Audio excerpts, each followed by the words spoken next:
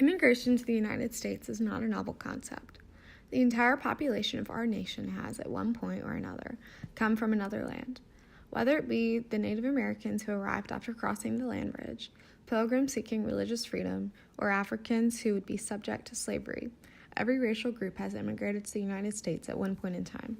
The Gilded Age brought upon a period of economic growth which, in turn, created an ideal environment that people considering immigration to the U.S. found attractive. Many nativist Americans cherished the new balance found following the end of the Civil War and saw immigration as a threat. This led to the creation of several policies to control immigration. Over time, the climate surrounding immigration has changed in some ways but stayed very much the same in others. What can be said for a fact, however, is that immigrants have shaped American society as we know it today, despite several obstacles that have challenged it throughout history. During the Gilded Age, people from all over the world immigrated to America. Initially from the 1840s to 1880s, this period marking old immigration, people from Northern and Western Europe, England, France, Ireland, and Germany, as well as Protestant families, came to America. These ethnic groups were very similar in that they were literate and stable economically, making them easy to assimilate in America. These Protestant families believed in democracy. The Irish Americans fled to the United States after a potato famine and initially faced discrimination from the U.S. citizens when they initially immigrated to the U.S.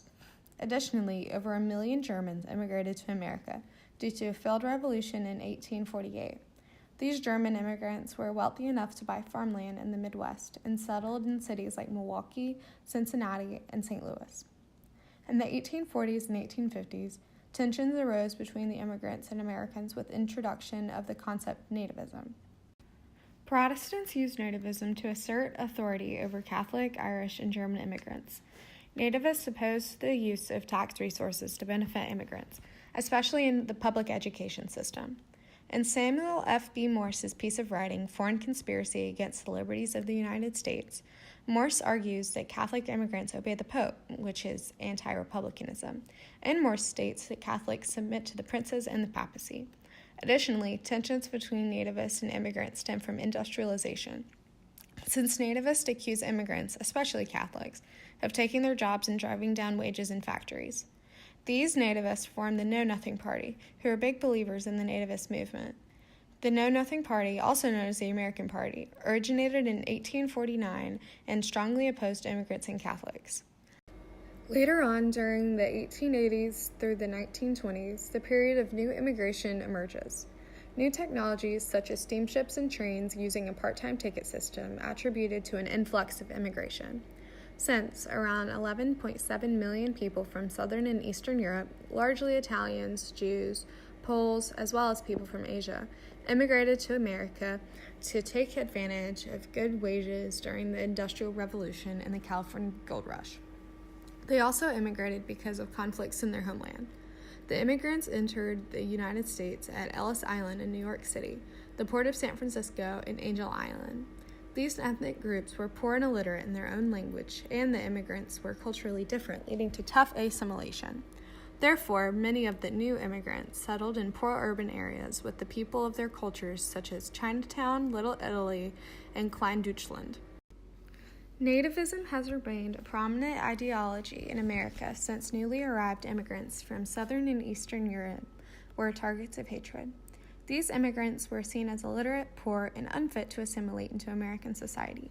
Since Americans were scared that immigrants would racially outbreed them, they founded the American Protective Society to argue for immigrant restrictions. Nativists took a special hatred to Chinese immigrants, largely due to their huge contrast to American culture. Despite the Chinese immigrants' contributions to a significant amount of labor on the Transcontinental Railroad, the group became a frequent economic scapegoat when there was a financial rut. Therefore, Congress enacted the Chinese Exclusion Act to make whites feel better about the economic downturns that they blamed the Chinese for. The National Origins Act, also known as the Johnson-Reed Act or the Immigration Act of 1924, set quotas for immigrants from specific areas of the world entering America, specifically from Southern Europe, Eastern Europe, and China. Assimilation was a difficult process for people immigrating to the United States during the Gilded Age. Since these foreigners had to slowly drop their culture and customs and adopt America's dominant culture and customs, immigrants had to change their language and beliefs to accommodate to America's norms. However, a number of ethnic groups could not conform, so they formed culturally homogeneous communities like Chinatown and Little Italy. Presently, immigrants in American society still have to assimilate to America's customs. Immigrants tend to refuse to drop their cultures and customs, so they live in cultural enclaves instead of assimilating, thus causing a divide and further increasing tensions between immigrants and Americas in the United States. The melting pot theory applies to American society and refers to the mixing of many different cultures to create one unique one, with aspects from all of its components. A similar theory created to understand the interaction of cultures within a society is described as the salad bowl theory, which is a phenomenon which many believe to more accurately describe the American cultural identity, as it identifies different groups that retain their own culture, yet all inhabit the same place.